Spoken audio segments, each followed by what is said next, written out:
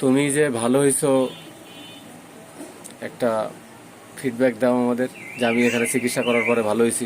অনেক চিকিৎসা করা হয়েছে না তোমার? এটা তুমি নিজের মুখ থেকেই বলো কি কি চিকিৎসা করা হয়েছে, কতদিন, আমিও কতদিন ওষুধ খাওয়ার পরে তারপরে ভালো হয়েছে, জিনিসটা একটু বলো।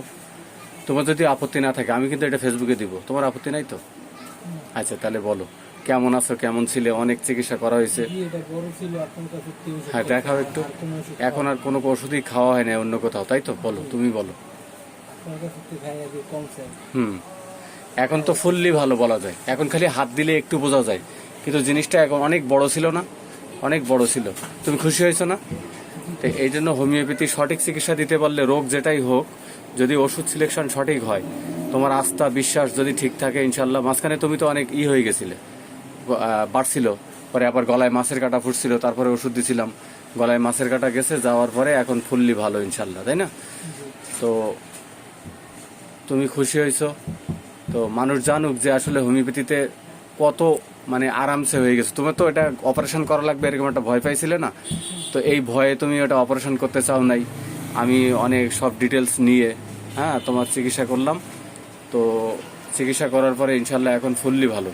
বেশি কাজ হয়েছে মেডোরিনামে। এই যে মেডোরিনাম দিয়েছিলাম হলো 28/4/26 মেডোরিনাম 0/234, এটাতে বেশি কাজ হয়েছে। এর আগে ব্রিমস্টোন দিছিলাম, তারপরে মাক্সল দিছিলাম 4-5-6, আবার ব্রিমস্টোন দিছিলাম, তারপরে মেডোরিনাম, এরপরে গলায় কাটা ফুটলে, মাছের কাটা ফুটলে অ্যানাগেলিস দিছিলাম, আর এরপরে ঠান্ডা লাগছিল তার জন্য তোমার আর্সেনিক দিছিলাম। এখন আর এটা ব্যথা করে? তোমার ব্যথা করে না, একদম ব্যথা নাই, খালি ধরলে একটু বোঝা যায়। আচ্ছা, কোনো সময় কোনো আঘাত লাগছিল এখানে কানে? কোনো সময় আঘাত লাগেনি?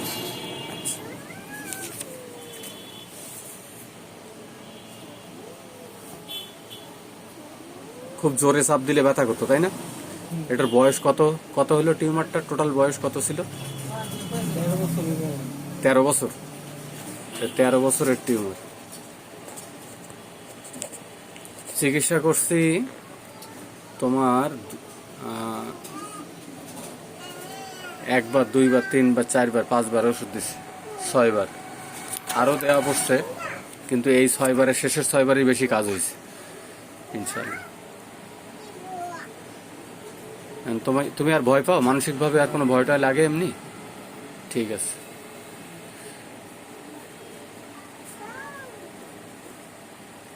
হোমিওপ্যাথি আসলে কত অসাধারণ। এটা চিকিৎসা যে করছে, যে মানে যে চিকিৎসা নিছে সেই শুধু বুঝতে পারবে, যে চিকিৎসা গ্রহণ করে নাই, নেয় নাই, সে বুঝতে পারবে না যে আসলে হোমিওপ্যাথি কতটা অসাধারণ রুগীদের আরো রুগী আরোগ্যের জন্য।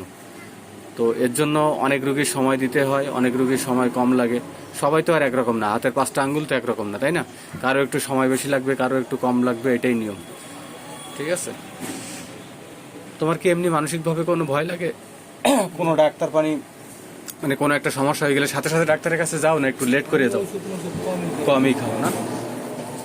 আমি এখন তোমার আর্নিকা দিব, এটা একদম ফুললি মিশে যাওয়ার জন্য, যাতে এটা না থাকে, একদম ফুললি মিশে যায়, এই জন্য আর্নিকা দিব। আজকে হলো 22 তারিখ, 22/5/26। তুমি যে সহযোগিতা করলে এই জন্য ধন্যবাদ। আর্নিকা 10 ml 6 ডোজ, আর পাশে ফাইটম হলো 10 ml 20 ডোজ। তাহলে আর্নিকা দিলাম 10 ml 6 ডোজ, আর ফাইটম দিলাম 10 ml 20 ডোজ। এটা খাও ইনশাল্লাহ। আমি আশা করতেছি ইনশাল্লাহ এই ওষুধে তোমার একদম ফুললি ইনশাল্লাহ কিওর হয়ে যাবে।